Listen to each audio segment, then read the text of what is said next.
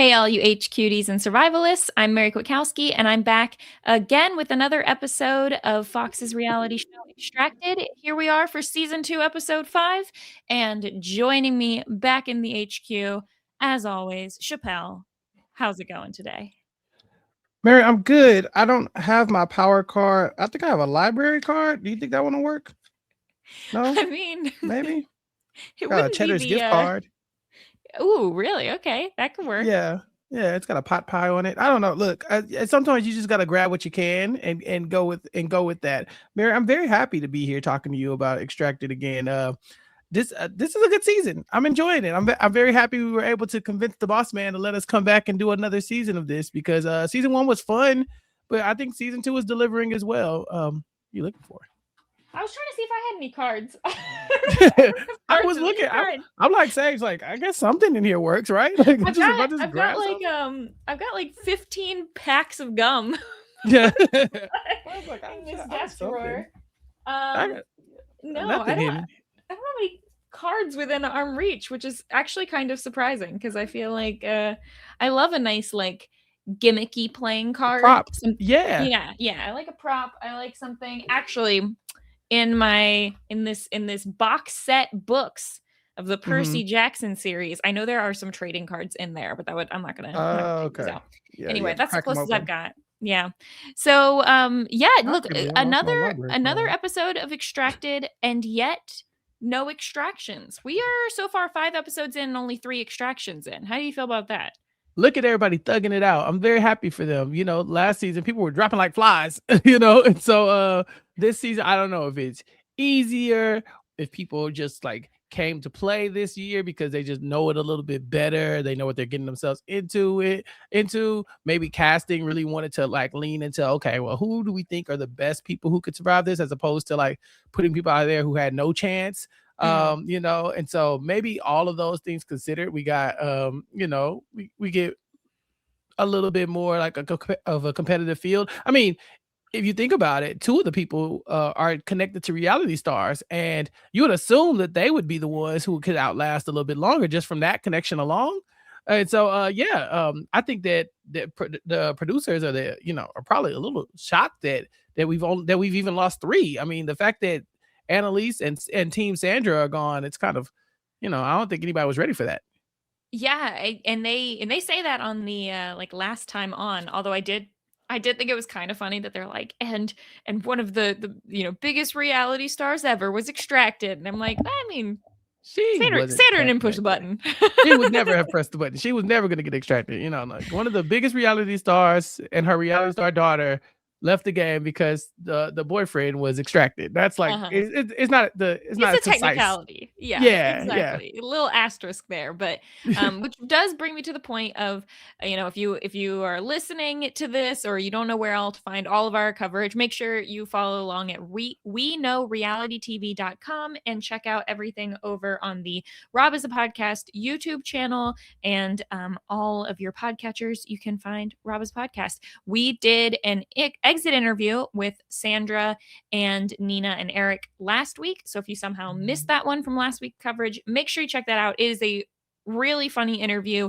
Either listen to the podcast or go check out that YouTube video because all 3 of them had a lot to say. So I think it was good chat. It was fun. How often do you get to talk to the queen, and so it's like, all right, let's do it. Once in a lifetime experience. Literally, yeah. And so check it out, and then hopefully, like Mary said earlier in the season, we might have another surprise guest or interview coming up soon, maybe. So tune in and make sure you're subscribed. Get RHAP.com can help you do that, and then you won't miss anything. Yeah, definitely. All right, so this episode we did not have an extraction, but we did have quite a lot of drama. I don't know if this was the most heated episode yet. It might have been, considering. But I don't know about you, Chappell, but I think we're going to have some movement in our rankings. Ooh, you think so? I thought because I think for the survivalists, this was a great episode for all of them. Like, I think they were in moderate. They For stayed all in of them? moderate. Yeah, I think so. For the survivalists themselves, they didn't do anything that I could say like, was detrimental to them. Like, it wasn't like last episode we were talking about the rafting thing. Like there were so many things we could nitpick for them. They were Okay. fine. They were chilling. I think this time, if we're gonna talk about anybody, any movement is gonna come from some of the actions or like the consequences of the things that happen in HQ. Well, I think this was tricky because this was one of those episodes where we're going to really have to decide what is better, Yeah. prioritizing your survivalist or maintaining friendships in HQ. And is there a fine line? Is there a way to play both? Because I think there were some swings and some misses here in some of this gameplay. But Yeah. yeah, I don't I know. don't mind. We can get I into like it. the swinging. I like the fact that people are taking some shots, and then of course once we get people to start taking shots, then we can talk about the strategic merit of the shots. I think the first season we really were just trying to figure things out. Second season is like, okay, we're being a little less timid with some of our strategic gameplay. And now I think like when we come back for season 3, Mary, I think at that point everyone's coming in fighting, and we're Oh, gonna have to really really? break down. Yeah, we're gonna really break down like, okay, which move was better for who. Because this time, yeah, I think we get some very interesting play, and I want to know what you think about it. Yeah, it's interesting because I'm surprised that even from this season that we're having people still maintain the like, oh, I don't want to hurt anyone's feelings or whatever. Hmm. Um, so I don't know if that's going to be completely gone if there's a future season or if uh more people want to buckle down in that area. I don't know. I think there's multiple ways that this could go. So we'll see. I do want to give a couple of updates, fun facts from the Okay. YouTube comments. We've got several people chiming in here. Shout out to Love it. Lindsay from Team Roman and Dallas and Lindsay. Okay. She wants to stand up for Big Brother Dallas here. You know what? Hey, hey, You do Mary. you, mom. We're just watching a TV show. Listen, honestly, Dallas, you kind of you kind of turned into a protective brother Dallas in this episode anyway. I So I know. mean, look, you standing up for him, but I think we didn't crack that hard veneer on the outside, and now on the inside he's like he just wants to protect his little brother. Now this is getting good. Now look at you. You gotta have to start giving some sage points to Dallas. Yeah. Yeah, I don't know what's happening here with some of this role reversal. But thank you, Lindsay, for chiming in. And we are at the very least we're aware of the edit, but it's still gonna make us pick fun at Dallas whenever It's, he's just brutally making fun of Roman out there. it's Um, fun to talk about. yeah.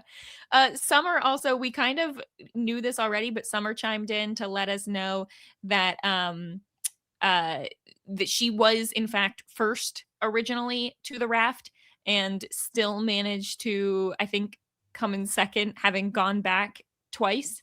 So Summer killed it in that challenge, and we hear Sage in this episode, hype Summer up, and I think she's a lot more competitive than people give her credit for, and clearly a lot tougher. We've made the Davina comparison before, but I don't think Davina's getting first to the boxes. She's not, but she wasn't gonna quit. Okay. My girl was out there with nothing. Okay. Yes. But I think you're right. I think Sage is pointing out, first of all, they did underestimate Summer, but also he's like, the Summer I know, she's not sitting here crying for other people getting steak and stuff like that. She's breaking your arm in a soccer game. I was like, wait, what? We need more information about that. Let's get that confessional. Tell that story. I love a good story time.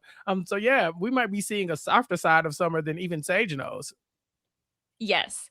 Also, Summer said that she's terrified of birds, but she did eventually start a fire and cook the grouse. So Hey. we don't have to worry about that for her. Yeah. RJ was also in the chat, so shout out to RJ for that. I think if you're not already in the YouTube chat, make sure you're checking out what people are saying, because we're getting a lot of insight from all of the players here. So thanks for everyone for listening along as well and commenting. We love the inside scoop. It feels like the extracted like podcast, the TV show, and the viewers, we're all like one big community now. Like we're all in the YouTube chat together. We're all having a conversation together. The contestants are here. I don't get this feeling from a many reality shows, right? Like Survivor at the end of the season, you just get like, you didn't see everything. And then Big Brother, those people, by the time they're out of the house, we've already decided who they are just because of we've seen so much of them. But this feels like we're all walking through this together. I think we're all trying to figure out the show. Even the people who were on the show are still trying to figure it out, and they were there. Yeah, exactly. Sounds like everybody, also all the players, were very shocked with the Eric exit, so not just us. Yeah. Anyway, so we got some morning updates. Day 10. This is where Dallas is saying nice things about Roman. Saying that he's positive. All time. Yeah, and this is actually, we've seen Roman catching fish. He's going to catch more fish in this episode, but he definitely is taking over that area that Katie has also had, which is like just being a really positive force. And I think people at HQ are starting to view mentality as a strength here, is what Dallas says. Of in a lot of ways, the like mental happiness is kind of going further than people just purely having items, which we saw with Eric. Yeah, we've talked about this. The perception that the people in HQ have of you matters a lot, right? And so it's why you shouldn't be prancing around outside talking about how great you are. I'm more picking on, maybe like Woody last season, right? Woody's just like la la la la la, hi ho, like he just living his life. And then when stuff got rough for Woody, it was like nobody wanted to give him anything because they had just seen him prancing around talking about how great he was and how everything was going his way. And then we saw different variations of that. Here it's like Roman, just even from the TV shows, it doesn't look like Roman's struggling at all. So we're like, oh yeah, he seems to be having a good time. Same thing with Polly in a lot of ways.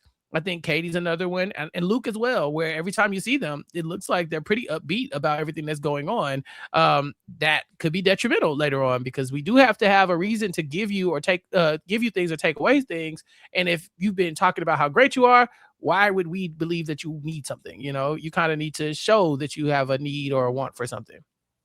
Yeah. I don't know. I was trying to think of, like, we found out last season, at the end of the season, that people, that they were getting more food and supplies than we saw, just not like not handing them over the table, but there were challenges and things that we didn't get as part of the edit. So I'm always curious about that, because in this episode we hear them say like, oh, that they haven't eaten since the bird and stuff like that. So it definitely feels like they have less food and supplies. They're also like, all their shelters are just way more impressive. I feel like what was her name? The girl last year who could not make a shelter to save her life. The water was like caving in on it. Oh yeah, it wasn't Megan. Yeah. No, it wasn't Megan. I don't remember who it was. I can't think of her name, but like nobody's in that state, Everybody's got these nice little turtle huts. So yeah, but you're right. They haven't eaten. I mean, when we get to this steak challenge, I think someone's going to say like, this is the most I've eaten this whole time. And it's like, wait, that little piece of steak is the most you've had. So whereas I feel like last season they were getting a lot more like cans of beans and things. Okay. Yeah, we have to track that a little bit, because maybe they did decide that they need less food and like more. What is this, Survivor? What are we doing? Don't starve the people. Like, dang, put them out there, let them try to survive. But damn, like, what are you going to benefit from a bunch of people being lethargic and hungry? Like, that's not good TV at all. You kind of want them to have some energy so they can go do these challenges. Some of the things we learned in the comments is that just the trip to go do some of the challenges is very like exhausting. I know me, these supply drops, I wouldn't even want to get up, because it's like, I had to get up and walk all the way down there, and then it's empty. Like, oh my God, like it just feels like, don't starve the people. Like, if you can give them something, it don't have to be steak all the time, but just hook them up with something. Yeah, I would hope so. I wonder how much ability they have to do any sort of like foraging. Like, is there anything out there that they can eat? Are there I don't know, edible mushrooms or berries or anything? Like, I don't know. I know Roman's catching fish, but besides that, is there anything else? Yeah. Because we hear right off the bat, Polly is saying she's almost out of matches. I haven't been tracking this enough. Let me see. Does Polly have any other fire starting source? No, I She don't has think so. matches. No, that was it. So Yeah. she's almost out of matches. So she doesn't have a lot of ways to boil water to stay warm, and she also is very hungry. Um, why is Polly the target that Team Double Trouble has decided to go after? Well, it's the targets are Luke and Polly, and so Right. it's like one of the two of them, right? And so they did But they land even on said at the Polly. end of yeah, why? And like last episode, when Eric went home, they're like, we got to make a move against Polly. Do you think Yeah. this is some like I don't know? Has Doug's sons like secretly also working with Luke? Have they done like a Mm, little bro pact or something? Because I just don't. I would think that they would be wanting to go after Luke's team. I don't know. I don't know if it's because maybe Polly is like closer and like as far as like Luke is probably harder to get to, right? Like the things you can do to hinder Luke aren't going to hinder him as much Mm, as Polly, who depending on the day sounds like she's not doing as great, right? Like she's like, oh, I'm almost out of matches and things like that. Like I think if you take Luke's sleeping bag, Luke is fine, or his blanket, I think he's fine. Like I think he'll be okay. Whereas we've just heard that Polly's like, I'm almost out of match. I can't even make heat for myself. Whereas like I think Luke had the bow drill, right? And so mhm. like he can at He's least got make two bow fire. drills, I think, at this Right. point. Right, exactly. So it's like he might be too far ahead to really make any meaningful like damage on his state of being. Um and they're probably more prone to getting revenge on you as well. Those brothers seem like once you start that war with them, they're gonna be coming back for you. Whereas like with Polly and I'm sorry, with Molly and Bailey, I don't know, man. They don't seem like they're up to the challenge. Like I think they're gonna shake back, but in this episode, like it was not looking great for them. Poor Bailey. I don't know, man. I was starting to feel really bad for her. Not so much that like, oh, I feel like they're above the competition or anything like that. I just knew they were taking it really hard. She's like, this is her life. She's dying out there. I was like, well, press the button if she's dying. Like, come on, Yeah, man. we'll talk about that because I've got I don't know. This Look, is her I don't want to make life. anyone upset in the comments, but Yeah, like it and is that's a the other game thing. show that you signed up for. Yeah, and it's like, okay, like, and then Polly's such a like she's such a like gangster, right? Like she's like she's been through chemo, like she's like I've suffered before, I can do this, and that's cool. But at the same time, like people are gonna start, trying to play the games to whatever different extent that they want to play it, right? You can come in and be like, I don't want to hinder anybody, but then at the same time by hindering other people, you do advance your own person, right? And if Mhm. you want to play the middle or play a game where you're not really making those moves, that's fine for you, but everybody doesn't have to do that. And so I was like I said, I kind of felt bad because I could just tell that it really hurt them to see Polly like that. For And I sure. I can definitely relate to like just being able like seeing someone suffer and not just being able to handle it. But at the same time, like you said, it's a game. Yeah. Um and so then the next thing we have in this episode is like a interesting dynamic that we're getting from Carly's family. So we hadn't really seen a whole lot of or sorry, Katie's family. So Mm, Carly, who is the younger sister, we mostly have seen commentary from Emily, the older sister. But mm. Carly's like, I want to prove myself to Emily and I'm a have her big take me girl. seriously. Well, I did not expect all of the sibling dynamics we've been getting in this season so far. Yeah, I mean, this is so reminiscent of Haley and her friends, right? Where they're like, "Yeah, let's get a sister tattoo." I was like, I could totally see this. If anybody lets Katie get to the end, we know that they got the what is it, the 4-letter password or Oh whatever, yeah, for 5-letter, sure. like they got it locked in. They knew this from day one. There's no question. But yeah, it was pretty cool to see it. And it'd be like, oh yeah, Carly wants to step up. She's like, I'm gonna prove myself. It's like, yeah, Carly, do something. And then when Carly goes to do, I'm like, Carly, oh my god, like I knew you wanted to prove yourself, but she jumped out into the deep end with the sharks. This was a fun little backstory, and learning about Katie and her sister because they're about to become. I mean, now that Sandra is gone, like we're looking for kind of like who is like the new like consensus, maybe like Mhm. strategy person, or maybe like even like the villain of whoever this is. And I mean, Carly, her and Emily just stepped right into that role. I did not see this coming. It makes me nervous for their longevity, because I think they're going to have an almost impossible job advocating for Katie to get anything at this point. Even though I don't actually think what they did was that bad, but whatever. So I have let's get in. some qualms, but we'll talk Okay. about it. We'll talk about it. Let's talk about the steak first. So we've got the steak situation. 16-ounce steak, cook it in the wild. And 65 grams of protein, more than 1,000 calories. This is good. It's good steak. It looked good. I was hungry. And they have 3 minutes to organize everybody into an order, and then all of the survivalists will go in that order. Now, we saw this last season with the bread. Mhm. And I think, from what I understand, Doug's sons say that they had pre-planned with Doug that if this challenge comes up, they're putting him last so that when he gets there, he can eat all that is left. Mhm. Now, this is an interesting thing because you can't have it both ways. They want to go last with the implication that Doug can eat all the rest of it, but also make it look like what they're doing is sacrificing and being like, Doug's just trustworthy. He can go last, blah, blah, blah. Mhm. The problem with this is that even if Doug knows that they've agreed to have him go last, if he shows up and goes, well, we pre-planned that I can go, he can't say that out loud because then the sons look bad. And if he gets there, he's going to have to act like he doesn't know that he's last. Because if he just Mhm. shows up and goes, okay, great, I'm just going to eat the rest of it, like everyone else is going to be mad because they're like, well, he didn't know he was last.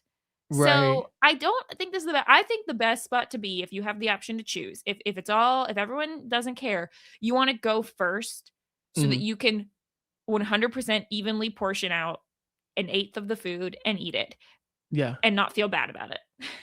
Yeah. And then there's another wrinkle to what you're saying. Like, this is assuming that Doug is last. Doug says they say we talked about it. We would put Doug last, but you don't know if you're Doug. You don't know that you're last for sure. Right. Which is You why I know, think Doug did what he did, because I think he was right. probably thinking, if I'm not last, though, this is going to be bad. Right, exactly. So it's like, it's not only can he not just show up and assume he's last and eat it, but like he can't know that he was last because there's no way of really knowing. Then it looks weird, like y'all are super schemy if you would always planned for this, because then it doesn't look sacrificial at all. But when he said that, oh yeah, we talked about this scenario. To me, Mary, this is kind of like when like you and I are talking through stuff and we talk about it. But like, did you really plan for it? Like, was that like the last conversation? Okay, so here's Just here are the key remember, Doug, points. okay, have fun, but just remember, Last you thing, know the spoon. if there's bread, make sure you go last. We're going last. Like I don't think Doug is like, oh yeah, I remember that one conversation we had that one time about the bread. No. So I thought it was very interesting. Now I do think Doug is hilarious. Doug gets there and he's like, all right, okay, so I love this. clearly 5 people have gone before me because 1, 2, 3, 4, 5. He's like counting out on the stone where there's some juice. I love this. I think he should have counted more like 6 or 7, because then at least he has plausible deniability. At least then he's like, well, I counted. I counted 8. Like, based off of what? Doug doesn't even know how big this steak was. He's just like, just based on what I can tell, it looks like about 5 people have gone. So like, he really was doing the math. I'm like, okay, I'm gonna carry the 1. Like, I said, all right, Doug.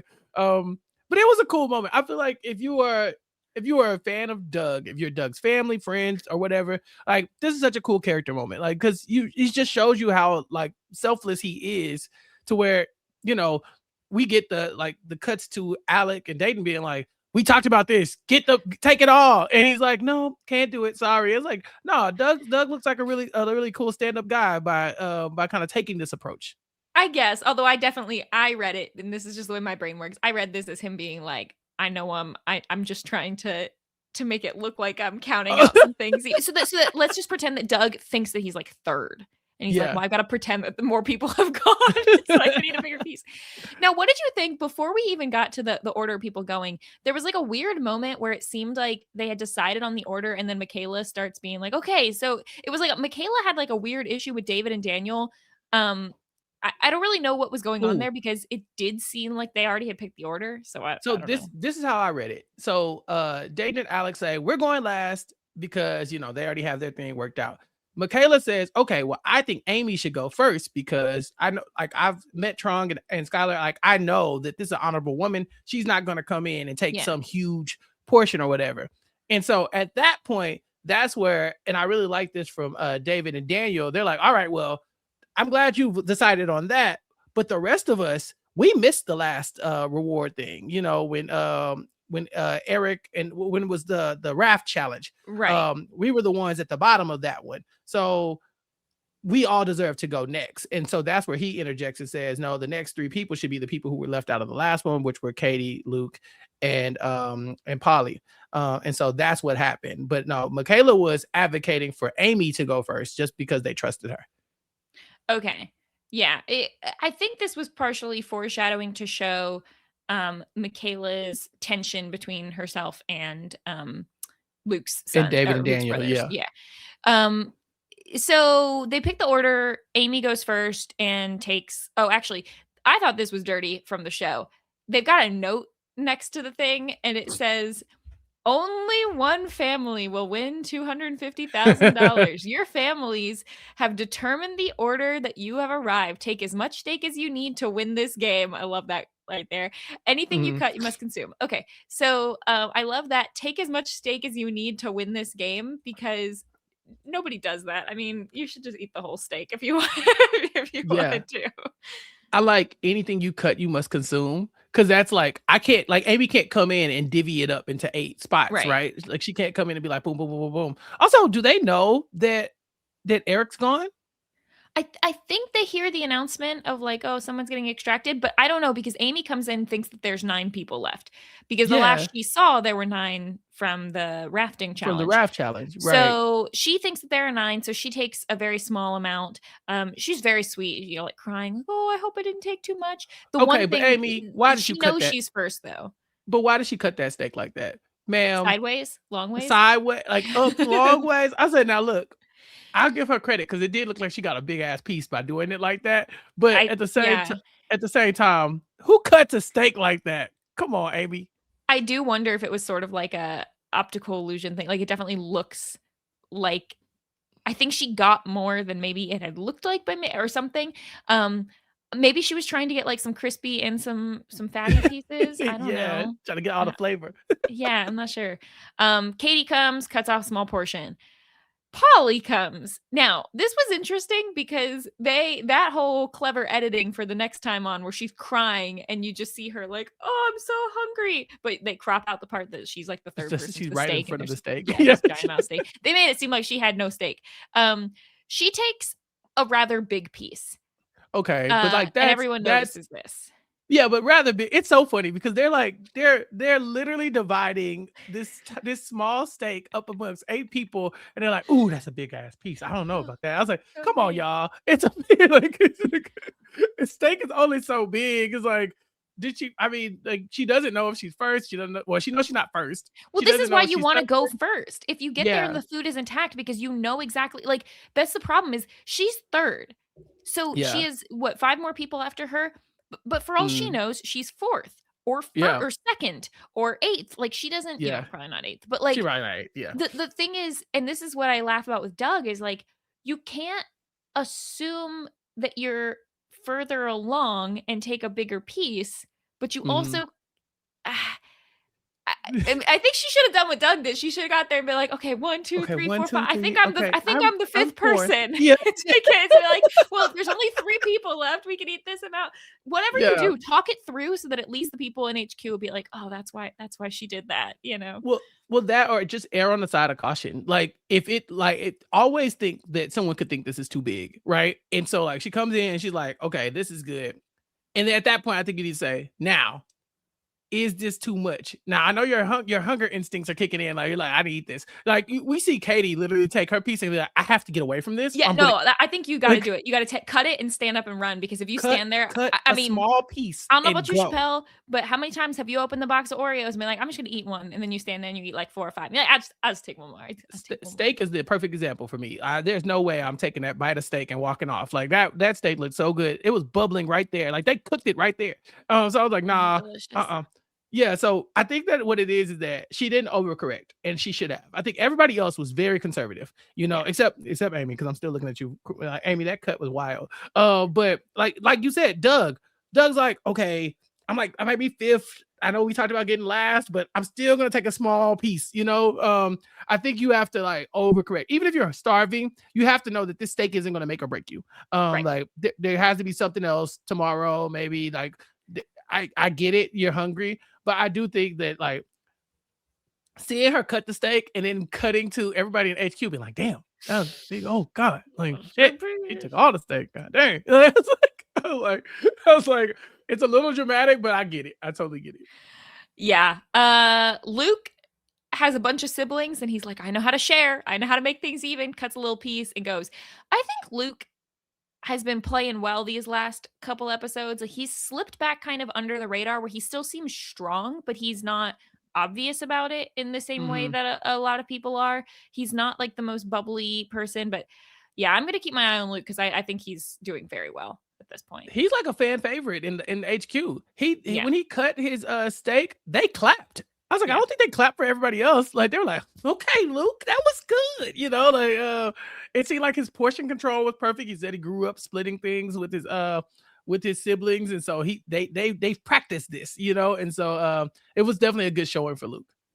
Yeah, RJ, this was the other piece of dirty editing because RJ says at one point, like, well, I just want to eat it all. And everyone's like, no. And it's like, he takes he takes a smaller piece than Polly. Like, what are we doing?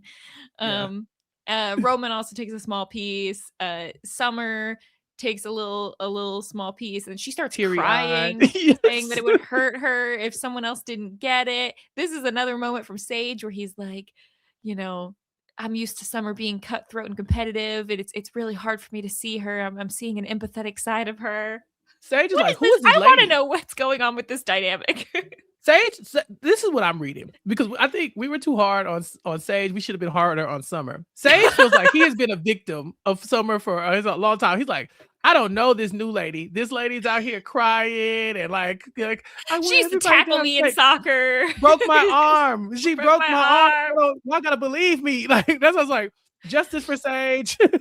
He came back to get revenge on Summer for all of her. Summer's been giving him wedgies and swirlies in the toilet for his whole life. Like, y'all don't know Summer. Y'all don't know Baby D like I do. He's like, he tried to tell us we weren't listening. I see it now. Summer, y'all know this.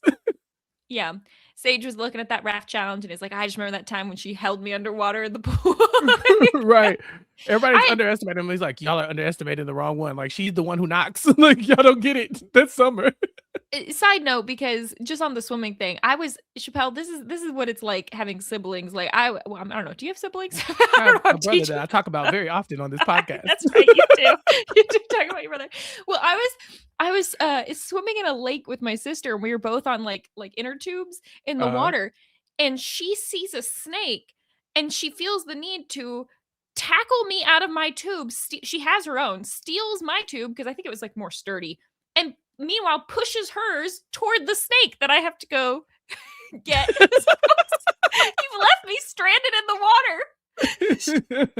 Anyway, so I get it. I've been Sage. So anyway, then Doug shows up. We've talked about Doug. He still leaves enough for like 2 more slices. So Dougie. Oh well. R.I.P. to that steak. Oh man, I just left it out there. I think I need to go get steak for dinner. I haven't had steak in like months, so it's necessary. That would be good.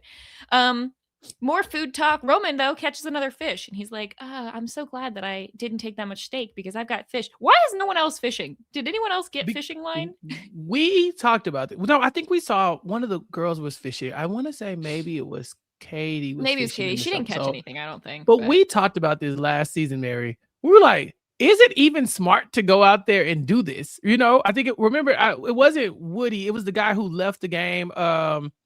He left the game early because his brother-in-law was like, let's go. I can't think of his name, but Ryan. I think Ryan was the one who like, I caught a fish. Like I captured a bear. Like I just killed a squirrel with my bear. Like he was like living his best life out there. And me and you were like, should you even be doing this? Because it looks so bad. I mean, right after Roman catches the fish, we get the conversation about Roman, Holly, and Luke being big targets. And up until this, it was Holly and Luke specifically. I mean, Polly and Luke were specifically the targets people were talking about, but now Roman has caught 2 fish. Yeah, he's in the mix now. Like you should be concerned about him. He's got a good attitude and he's eating. So Mary, I don't know. Do you think that fishing like this is a good idea? I think it is mostly because I would be so bored that Yeah, for sure. I would want to be doing something. Probably made a So chair. yeah, I think it is, and I think the thing about fishing is, like, fishing doesn't take as much energy as, like, you know, hunting around for berries or You're I foraging. don't know. And now I'm just mad that we didn't see any sort of, like, fallout from the or not fallout, but resolution to the, like, uh mouse trap and what was the other Yeah, we thing still that don't oh, know I what guess that is. Eric got one of those things. Maybe Eric was the one with the mouse trap, but I wanted to see if did anyone set up the snare? Are they catching Anybody anything? doing some snare? Yeah. I don't Um, know. I just find it fascinating because Roman is like he's like a standout out there fishing, but like, sir, you had 2 fish, and we just heard somebody say this is the most this piece of steak is the most they've had in 10 days. It's like, all right, well, if we gotta target somebody, targeting the fish guy, he's eating. The rest of us aren't eating.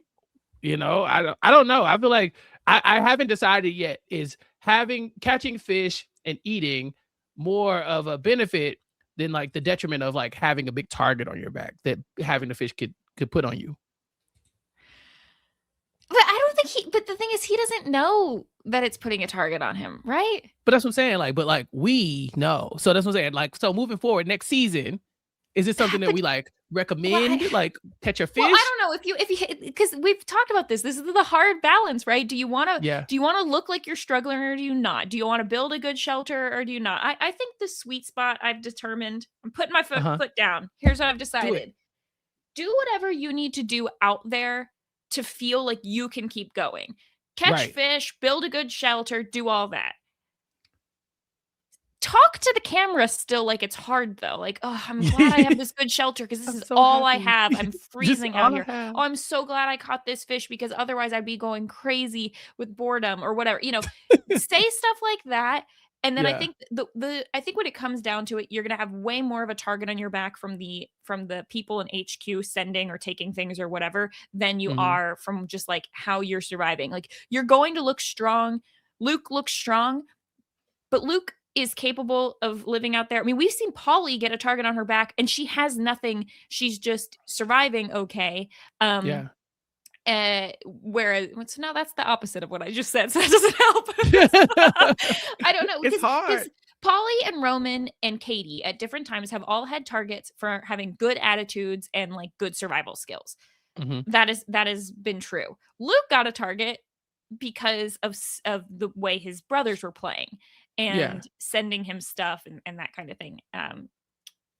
So I think if you're the Mhm. survivalist, you have to control the thing you can control, which is the way you're presenting yourself to the camera. But I don't think it's sustainable to win the game by just saying, "Oh, I'm struggling. I'm so tired," and laying there in a crappy shelter and just hope that you get sent a bunch of stuff because the second you get sent some supplies, people are going to be mad if you're still acting like you're struggling. Cuz like, "Well, we sent you that stuff. We Yeah. all agreed that you were going to get the sleeping bag and now you're still mad about it. Get up. You're not even trying." It's a look, Mhm. you cannot win. So, so since you can't win and make everyone happy, I would just live your best life out there. Catch fish, build a nice Oh, shelter, build a chair. I I Disagree. agree. I Oh, agree. ooh. Yeah, because I think the people who did well last season were doing well regardless of what was happening in HQ. Like, I'm thinking Haley. I'm thinking of oh man, what was his name? He came in second place. The outdoors guy, Jake.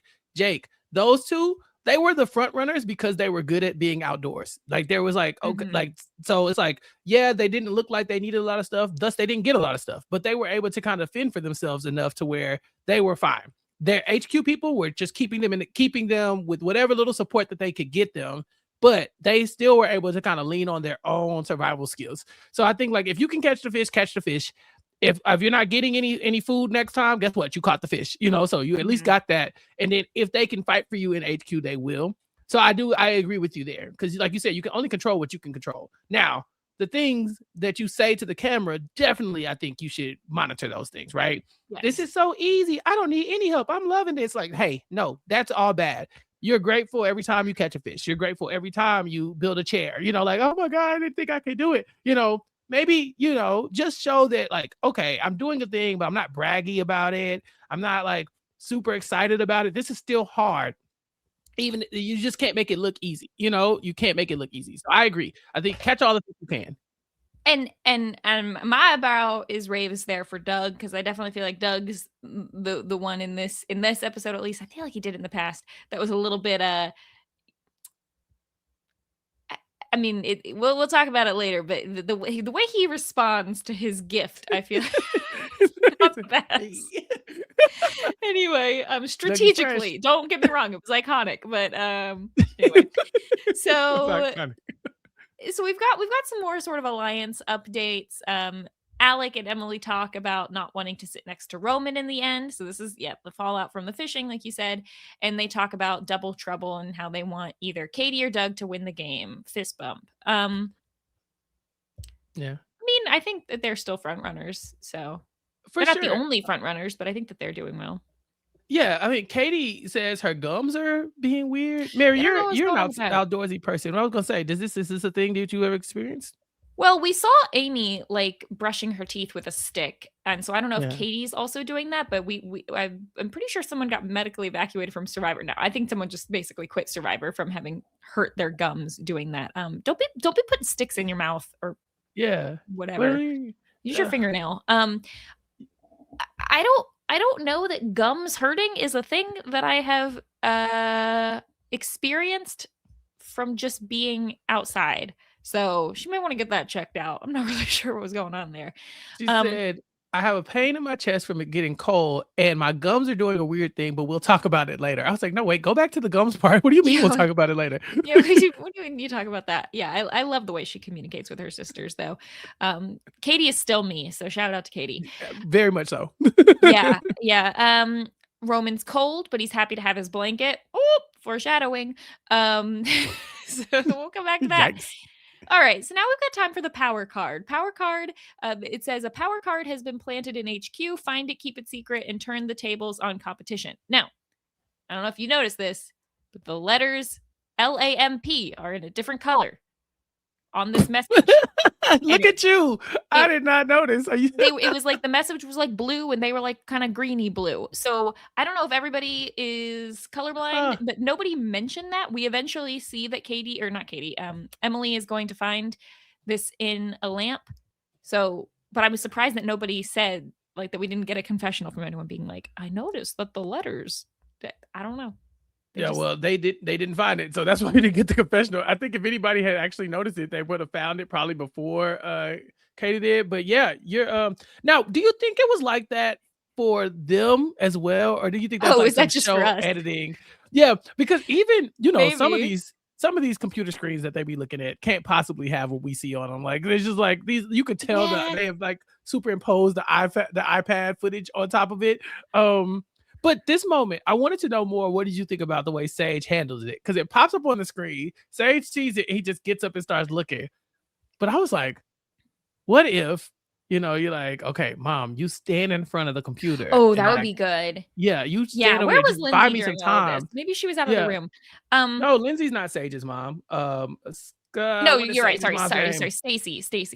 Yeah. It's like, Stacy, you stand in front of the computer. Like there's like a bowl of apples or something like that. Like, yeah, just like fumble around with something, unplug it. I don't know. Like I felt like maybe just there was something he could have done, but he just takes off and looks for it.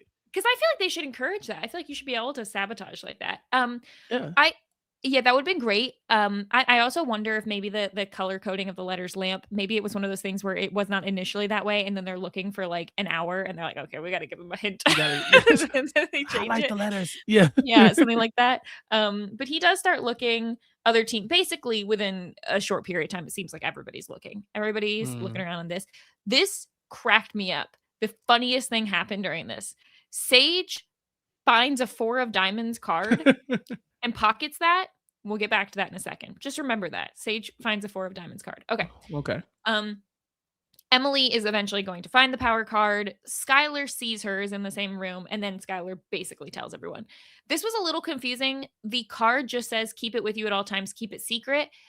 And so Carly and Emily have to like deny that they found it.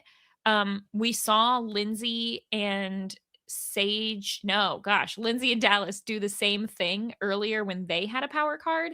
Mm-hmm. I think everyone's gonna get mad that like Emily and Carly aren't telling them anything. I believe they're not allowed to. I think they can't tell them what it is. Yeah, I mean, it says keep it a secret. Like they're not supposed to tell everybody. Like, okay, so here's what you don't want if you're the show. You don't want them to go and say, "Hey, we got a power card. We're probably gonna have to make some hard decisions. Is there anybody who would like Let's to, collaborate." Yeah. exactly." They don't want her to do that. Like if they went in there and they get the rules, right? You have to take this from somebody. You have to give this to somebody. And then they immediately walk out and say, "Hey guys, here's what we got to do." Then the show's like, boo, boo. They want them to make a cutthroat decision here. Mary, is the power card worth it? No. You don't think so? Well, I certainly don't think that the one that Lindsay and Dallas has is worth it. I think this one has a little bit of a better thing. I think there is a way to play this. I think the biggest thing you need adequate, justifiable reasons behind everything you're doing that other people are going to be upset with, but hopefully that you can at least say, look, this is why I did what I did, right? So, I mean, best case scenario, if you already have beef with someone or if someone has just received something obviously better than what everyone else has, you just take that away. So, yeah, because they're basically going to have to go take away some things. So, Mary, my first issue with what happens here is when this happens with Emily, I think she should look over to Skylar and be like, chill. Like I think at that point, you have to like kind of have to shut this down. She like left him to his own devices.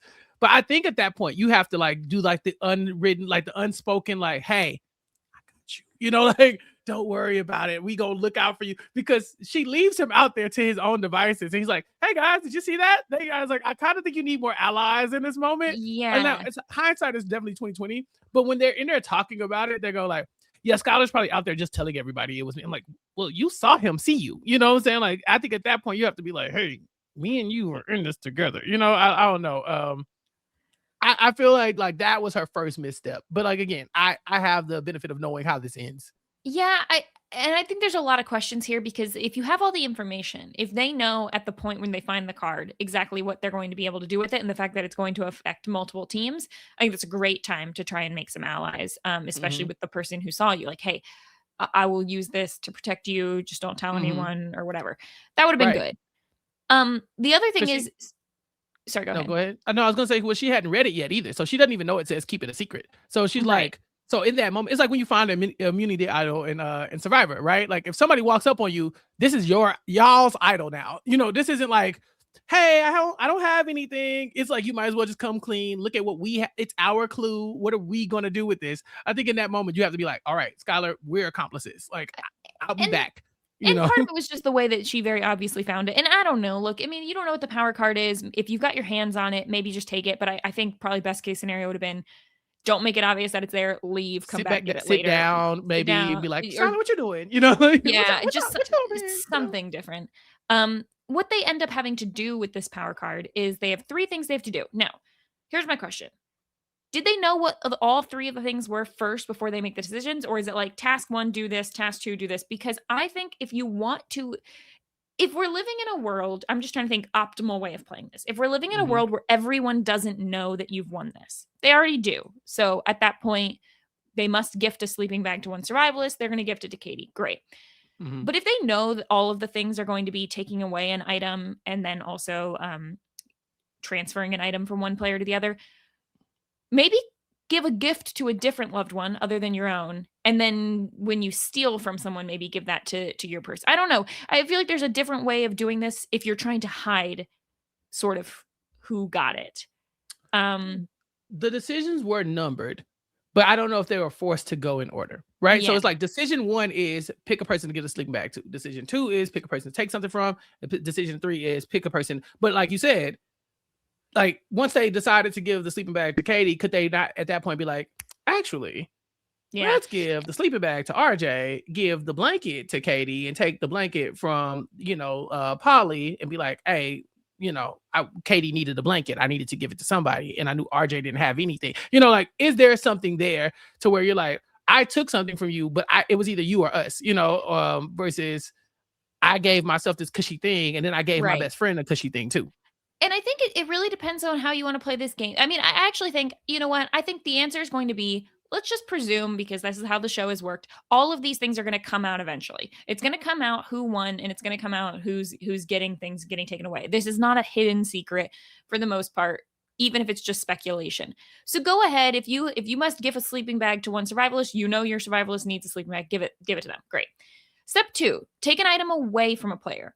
I think the way to do this, you have 2 ways of playing this. The way that they ended up doing it was saying, we're going to, they end up taking away from Roman. I feel like the take away the item from a player, this is where they should have taken from Polly.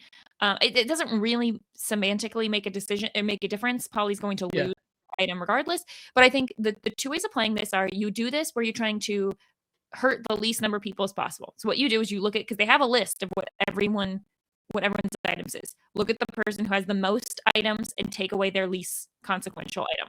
That's you take away one of Luke's bow drills. Like that's what you would do if you were really trying to not step on anyone's toes. The other option is you take the person who has some of the least items and you take away their best item, hoping that they get extracted soon. You kind of either have to go big or go home, or hurt the least amount of, because you either want to say, look, we felt so bad from having to take something away, so we picked the person who had the most stuff and we took away their least consequential. People are going to be mad, but not that mad, and it's probably not a game or anything. If you're going to commit to taking away something, then you need it to be a big thing. I think the problem here, and this is why I don't think this was great, is they took 2 things away from 2 players who they're viewing as threats, and I think making 2 enemies is too risky here. Ooh, okay. Like, I actually hadn't thought about that. Because they take something away from Roman, and then they take something away from Polly. I would have picked one of them to be, this is the target we're basically hoping will get extracted, and we're going to take away their best item. And then for the other person that they have to take something away from, pick an ally, pick a strong person, pick somebody who has a lot of stuff, and take away their least consequential item. So their explanation for why they took away Roman's blanket was actually decent to me. So I didn't have a huge issue with the Roman part. And I know why they took away Polly. I mean, Polly is the target here. So like, that's why I hadn't thought about it the way you're saying it, because I thought the Roman excuse was solid. But we'll talk about that, I guess, once Lindsay has her moment. Yeah. But I definitely see what you're saying. I think that, like, for me though, like, okay, let's say they go to take away from an ally. How much of an ally are you if you're actively taking stuff from me? Yeah, I guess it would be only like, okay, does Luke have some rope he's not using? Right. Or something, exactly. Does Doug have some rope he's not using? Yeah. Can I go get the snares, Mary? Like, yeah, okay, nobody's using the mousetrap. What are we doing? Could they have taken away Doug's rope or whatever he has, and then also given him be the one who gives him Polly's thing? So it's like, yeah, you lost something, but we're giving you a better item. Like, I don't know if they could have. They chose 4 different people. Could they have only chosen 3? Yeah. Does that make sense? Yeah, like we took the blanket away, and now we have to take this thing and give it to somebody. But I think you had to pick a separate person. A separate person. Okay. Yeah. So yeah, like they would open the box and be like, "Oh, I gotta give up my blanket. Oh, but I get a blanket." Like, I don't think yeah, maybe not. They must take an item away, and so they end up they take away Polly's blanket. They do think about whether or not they want to actually take away Luke since he's strong, but they end up going for Polly. My gut feeling here is that they go for Polly because they think that this is more likely to result in an extraction. They think about giving it to Amy, but they don't, because Skylar told everyone. I wouldn't have given. I mean, at that point, like I said, I really think they mishandled the Skylar situation from jump. Yeah. But then once Skylar does that, I'm with them. Like, I think Skylar also mishandled that situation, because Skylar, if Skylar clocked that they found the power card, he should have been like, "Hey, let's work together. Like, don't hurt me." And I will tell. Asked her, and she lied. I mean, he asked her, and she straight lied. He was like, "See what you got there? Nothing." But I think they had to. I don't know. I don't think she knew that she had to yet. Well, that's true. Like, she hadn't read the card yet. They did, you know? they did straight away. Yeah. So Emily feels very satisfied by this because she's like, I'm gonna be seen as a strategic person in my sister's eyes. Like Carly stepping it up. Sorry, Emily's Carly. like, Yes. Emily's like, look, she wanted to play outside with the big dogs. Let her in. Let her outside. Let her come on. And Carly's like, I'm down. Let's do this. I was kind of hyped for them. Yeah. And then my favorite moment happens. Some teams are playing cards, and you overhear one of them say, "Where's that 4 of diamonds? It's missing." And I was like, "It's in Sage's pocket." You had no clue. They didn't know it was a power card. Okay. It was so funny. I love that. I don't care if that was like if Sage actually gave the card back or not. In my mind, Sage has just pocketed that card. He still has it. He's playing a prank on them. It's so funny. He has it right now. It's at home, like on his shelf, is like his extracted I hope so. It's framed. souvenir. Yeah. So that we get the power card delivery. Basically, I don't know. Skylar's upset that Amy's crate is empty. That's on you. Right. You should have found the card. Found the card. Everybody else empty. Katie gets her sleeping bag. She's happy. I don't think that Katie, like, nobody should be mad at Katie about this. Katie didn't have a sleeping bag, and she got a sleeping bag because her sisters worked for it. Great. There's nothing That's exactly nobody should be mad about Katie being happy about this. Right. Roman has to surrender his blanket. Lindsay's upset. Yeah. Polly devastated, right? And then this is where I'm like, Bailey and Molly is crying. Bailey's talking about how they're literally killing her. She's literally dying. I'm sorry. It is a game. And your aunt just ate a giant piece of steak. The world's biggest piece of steak. No, but you have a good point though. Like, it's not only is it a game, you can end this game right now. Like, if it's that bad, you could just walk over, press the button, and everything will be okay. But I too, like, I understand. I do. I've definitely had people in my family like battle cancer and like how hard it's been to survive something like that. And I could even imagine like those people like going out and doing something like this. So like I said, Polly is a badass. That said, you gotta kind of let her be a badass. You can't be like she can't be a badass and then every time like some type of obstacles in her way, you're like, she can't do this. Like, all right, hey, she's gonna be okay. It's gonna be all right. They're not gonna let her die out there, I promise. Like, because you could always just go press the button. Like, if it looks like hey, I don't think I'm gonna make it, that's the whole point of the game. You walk over there, press the button, and go save your auntie. But yeah, the emotion coming out of them was so real. I was like, yeah, this season definitely getting renewed for season 3. Like, we'll be seeing them next year for sure. It's just funny to me because I'm like, I mean, I love this. Don't get me wrong. I love this. I love that we have people on reality shows who in 2026 still think it's bad to, dirty to play the game. But like, the game is not about evening out the distribution to make everyone last as long as possible. It's day 11 of, I don't know, 14, 15 days. We have no idea. Maybe the game is longer now. I don't know. It was only 2 weeks last season. So maybe the game is longer now. But like, if this was a true game of just, I need my person to survive the longest, and it could be months, it could be however long they can survive, and this game goes indefinitely, you need to be trying to sabotage people to get them out. So yeah, it was funny. Anyway, I mean, yeah, not haha. I don't appreciate the suffering, but like, I don't appreciate the suffering, but I do appreciate Bailey being like, this is her life. Her life. It's like, okay, Bailey, come on, come back. This is where Doug cracked me up. Doug is like, I don't know where I got this and I don't care. You have a note that says that you stole this item from someone else. The only correct interaction is tears of happiness followed by you basically want to do what Summer did with the steak. Oh my gosh, I'm so sorry though. I feel heartbroken that somebody else had this taken away from them. He has no sympathy or remorse for the optics of this, and it's so funny. And his sons, say less, Doug, say less. I think that's part of the other funny part of this is that Doug and Alex seem like strategically tapped into what's going on at all times. So every time somebody makes a strategic misstep, the camera goes to them and they're like, so as this is happening, they're kind of like, damn, it would be crazy if Katie's team gave us something. I hope they wouldn't do that because that would make us look really obviously aligned. Like, hopefully that doesn't happen. Doug opens the box, they're like, and then Doug's like, yeah, screw the rest of the teams. I'm happy that I got mine. And they're like, like, and I mean, they have, honestly, this is the best spot to be in. The best spot to be in is the allies who didn't make the decision who get the thing. I mean, ideally Doug doesn't doesn't accept it the way he does, but I do think that this is the better spot because they get to have it both ways. They get to tell everyone else that they didn't approve of that decision while secretly being happy, obviously, that they got the thing. So because I don't think Doug's sons wanted them to give it to RJ. I mean, but this is a bad decision. This is a bad decision. I do not agree with Carly giving this to Doug.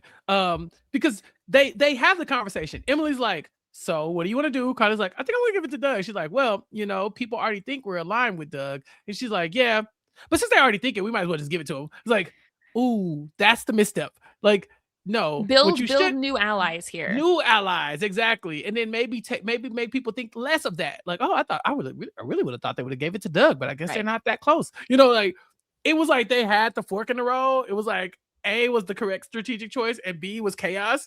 And Carly was like, no, it should be chaos. How about that? So, again, I support the TV moment, but strategically, I was like, that is not right. And you see Alex's face like, yeah, I mean, we really don't even need a sleeping bag, so I hope it didn't come to us. And then meanwhile, Doug's like, a sleeping bag?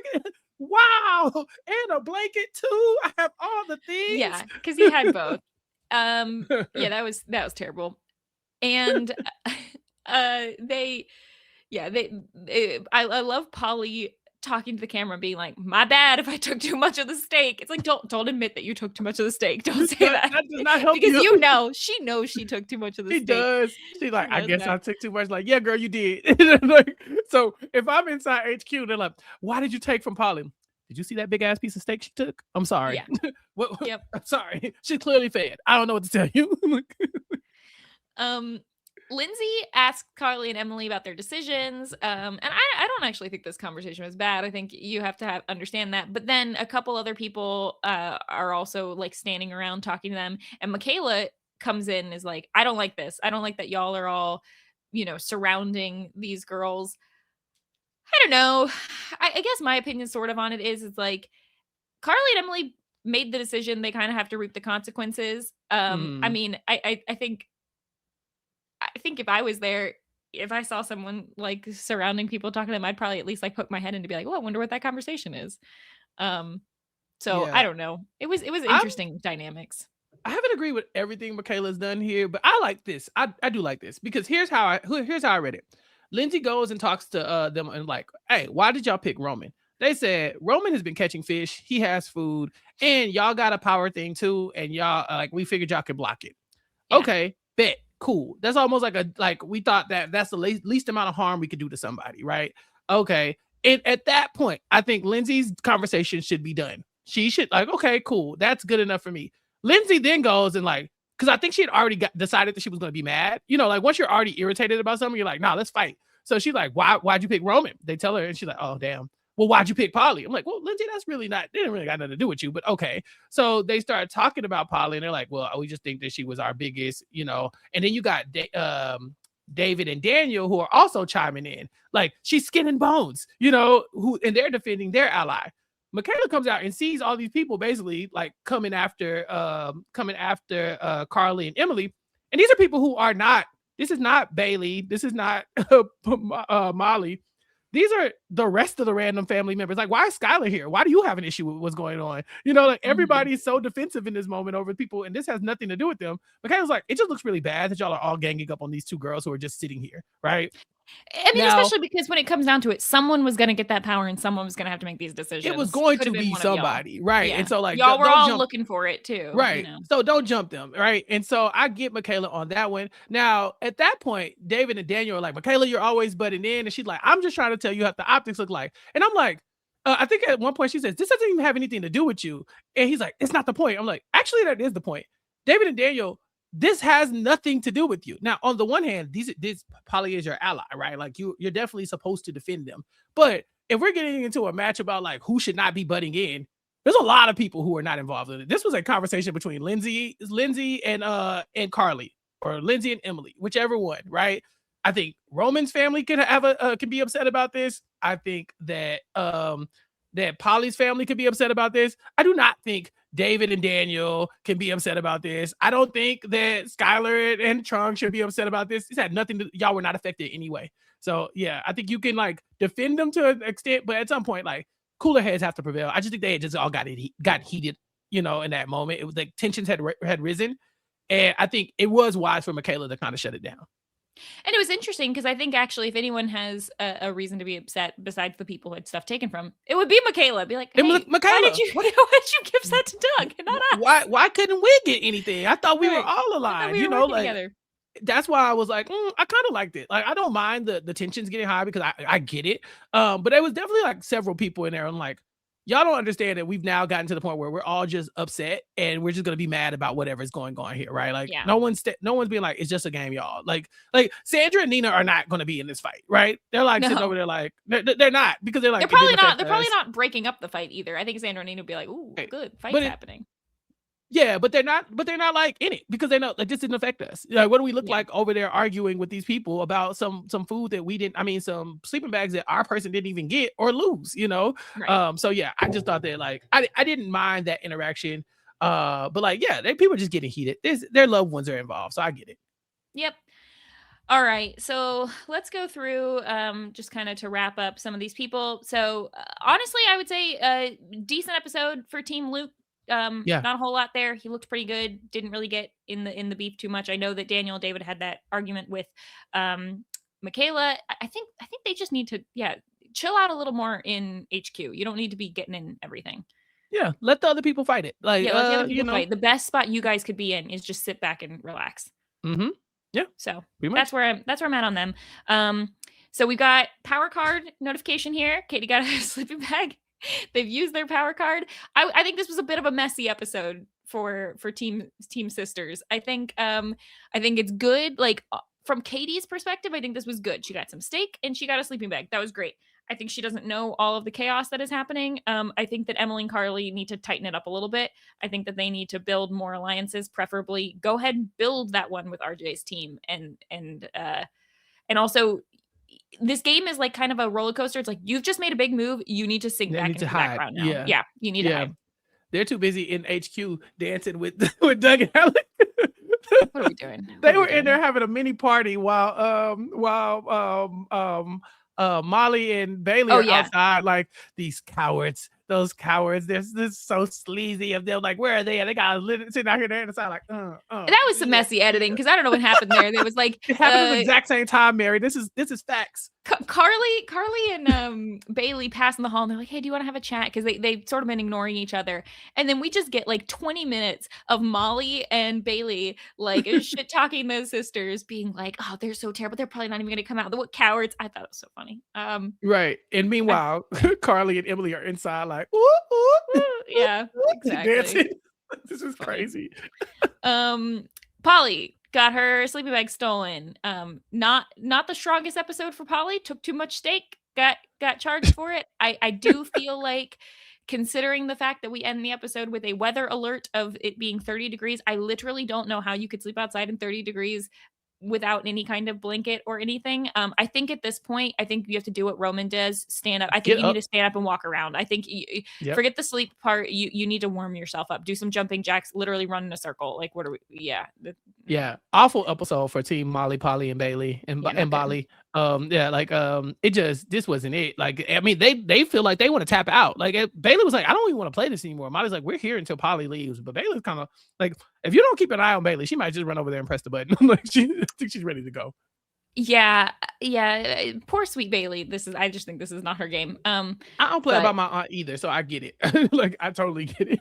Yeah. I hope my nephew is like Bailey to me when he grows up. Right.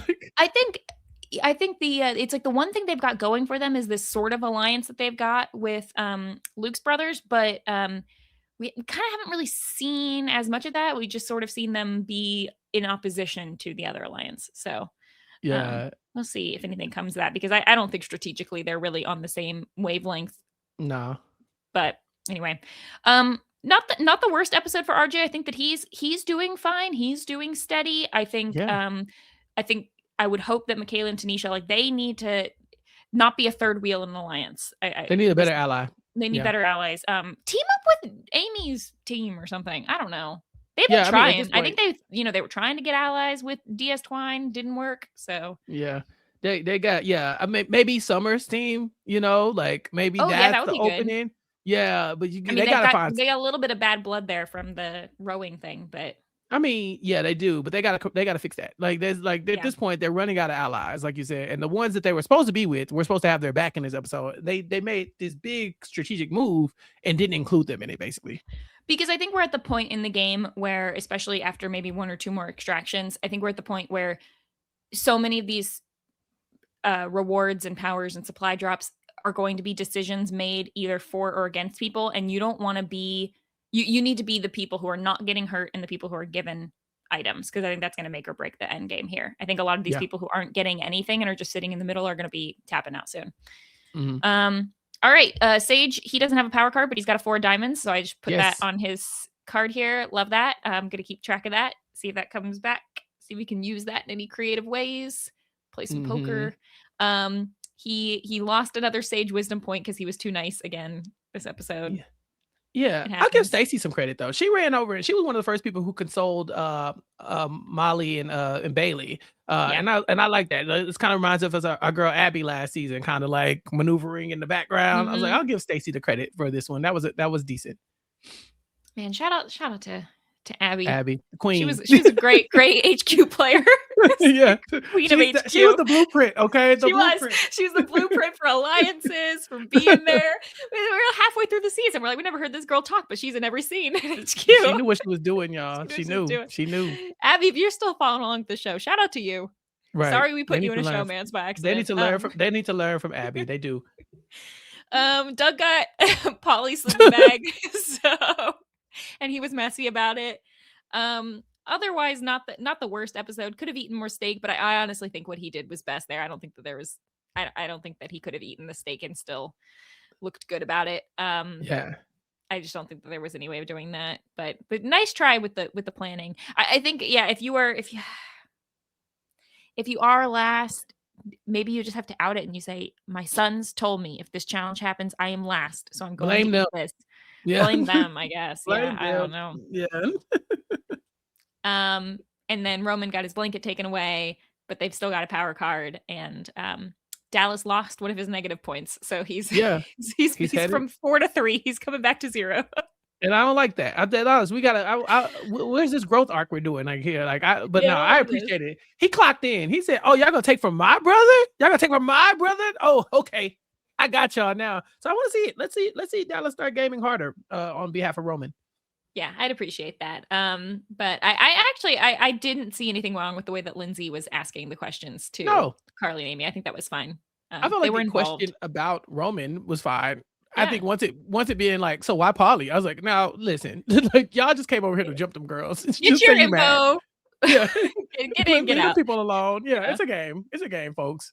Kind of a nothing episode for Team Amy. I mean, Skylar made a mistake. But other than that, it didn't really affect Amy, except it just didn't get her a sleeping bag, which maybe was on the table, but I think she was probably still like 3rd on the list after Doug and RJ. So I don't know about that. Otherwise, yeah, she ate her steak. She took that side cut. I don't know. That was slick, Amy. I see what you did. I see you. That's funny. Here's our alliance chart. We got double trouble with a little hanger on down here with RJ because we don't know if he's actually part of the alliance or not. And then we've got this sort of alliance up here at the top with Polly, Molly, and Bailey and the brothers. So that's where we're at right there. No more extractions. But we've got, let's see. All right. Here's where we were at last time. Yes. For our rankings. I think I would move RJ up. He's doing better. Actually, both RJ and Roman I think RJ get to come up. I mean, Roman got his blanket taken away, but he's catching fish. But it's 30-degree weather. That's true. But is he in severe or is he just elevated? They were all. I put Polly in severe.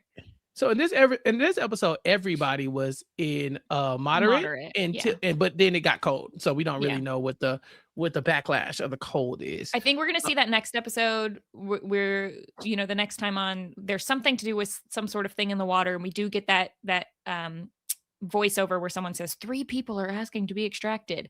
Whether that yeah. happens or not, we'll see. Do we move team Katie down for their Yeah, I maybe think I like think she can't be social at the very standing? top. I think social standing took a big hit, so I would move her down by 1. What about team Doug and Alec? I think they're fine. I don't think they've taken any hits. Now, Doug could be reprimanded for some of the stuff he did in this episode, but we didn't see anybody Yeah, talk about it. do you think he should move up at all for getting a sleeping I bag or do. no? I Okay, do. so I think he I'd should move him move. up to moderate. Yeah, and I think he needs to go in front of Katie because Yeah, I think I so. think I think Katie took a so. big L in this episode. What about Amy? Little Let me movement from see. Amy in this Let me check episode. in with her. We didn't see anything about her being super cold. Does she have a blanket or something? Let me check. She Yeah. has doesn't say if she has anything, but she also isn't one of the people who everyone has talked about, like, not having a blanket or About to a freeze. yeah, I don't have it written down that she has a blanket or a unless she got one and I just forgot to write it down, so it's possible because a couple episodes ago, they were worried about her being too cold, and then Mhm. something seemed to have turned around there. Maybe that was just fire making stuff, I'm not exactly sure. She has a really nice shelter, but yeah, I don't know that I can move her above elevated because 'cause I'm just still feeling like their team doesn't have any alliances. Right, they don't have any alliances, and she's not getting a lot of stuff either. Like, that one piece of steak wasn't a lot. So I'm kinda like, yeah, I'm looking now. I think Amy might have a blanket because she's not one of the people they I think she show. does because they just don't talk about her being cold that much anymore. Right, right. So, And what we know, Luke has the blanket from the break glass blanket. mhm, We know that Summer has a blanket. We know that mhm. RJ has I don't have him written down as having anything, but I would have to assume that Roman at this point, Roman and Polly are the only 2 that don't have a blanket or a sleeping bag because, they're the only 2 that we highlighted that, because if a bunch of other Yeah, people also do, why is Bailey crying so hard? Like, yeah, it's hard for Polly, but other people are in the same right. situation.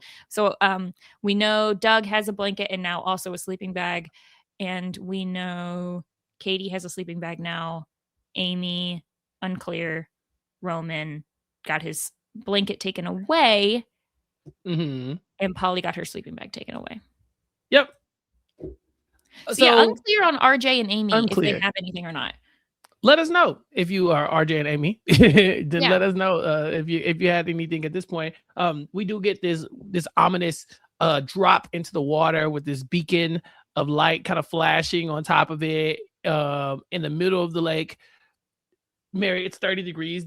So, I mean, no one's going to go out there at nighttime, but tomorrow, I don't know if it's going to be warm enough. I think people getting in that water could be another one of those things where we're like, ooh, that might be a misstep if they can't ever, warm back up after that. Yeah, I mean, I don't know what the temperature's like. If this is one of those things where it's 30 degrees at night and 60 degrees in the day, even then Hmm. the water temperature is probably only 40, 50 degrees. It's probably still pretty Yeah. cold. If you have the ability to make a big roaring fire, strip down to basically nothing, swim out, grab it. I mean, depending on how far it is. Or is this like, can they build a raft? If you can build a raft where you can stay partially dry, Yeah. do that. Let me just let everyone know because I always forget about this for the podcast only people. So right now at our top position, we have Luke, followed by Summer, and then Doug, and then Katie in the next tier, and then in the third tier down, Amy, RJ, and then Roman, and then in severe we have Polly. I'm very I don't know. concerned about Polly. Yeah, I am concerned about Polly. I am concerned. I definitely think in the next episode we will have 1, if not 2 extractions, because I just think otherwise Polly has too many people left. no. I mean, she probably doesn't have any matches by this day. Like, we're gonna be into day 12 at this point. I highly doubt she's gonna have any matches left. Getting dry and warm after getting in that water, if she does, is gonna be pretty close to impossible. So hopefully she can avoid the water challenge, and maybe not have to do that. But as much as I love the drama that was in HQ this time, I will say that I need somebody to get extracted. I'm not rooting against any of these people. They all seem like lovely people, but Mary, this is extracted, and we're not extracting people all the time. Like I need my fix. Yeah, I feel that. I think the biggest curiosity I have for this whole show, because I think we've seen, I don't know about you, Chappelle, but I would say they made a lot of improvements from season 1 to season 2, just in Absolutely. terms of the types of skills. I think we had no idea what to expect the first season. Now we understand what we're looking at here. I think for me, it's going to come down to how many people are going to be in the finale and what is this finale challenge end game. So I would probably actually prefer it to be 2 to 3 at max people in the finale. As Yeah. opposed to like having 4 or 5 people and then just do like a competition to win the game. I Yeah. wanna get people extracted. So, for Let's get sure. them out of here. Yeah. Let's get them out of here. All Get them out of right. here. We've been too Another nice. great episode. Had a fun time. Like we said, all the team members and family members who know information, let us know anything we're missing out on and not seeing. It's all in good fun. We're really enjoying watching everybody, even if y'all are playing messy. We're having a great time with it. Chappelle, where can everyone follow you and check out everything else you're doing? My podcast is recapkickback.com. You can go to youtube.com/@recapkickback in order to keep up with what I have going on. It's right there on the screen, right there. Boom. Yeah, you go over there, you subscribe to the podcast, recapkickback.com/subscribe, and it'll show you all my content. And it's a good time over there. And then I also take requests. I talk about shows that you want me to talk about, but you gotta get in the comments, you gotta show some love, you gotta subscribe, you gotta show your friends. And then yeah, you'll be able to see all the stuff I have going on. What about you, Mary? You can follow me everywhere at Frail Mary and check out the other podcasting I've been doing on the RHAP network over with Jason and Asia on the Love is Blind season 10 coverage. We are already more than halfway through the season, so that has been a hot mess over there if you would like to check out that kind of thing. All right. Until next time. This is RHAP. We know reality TV.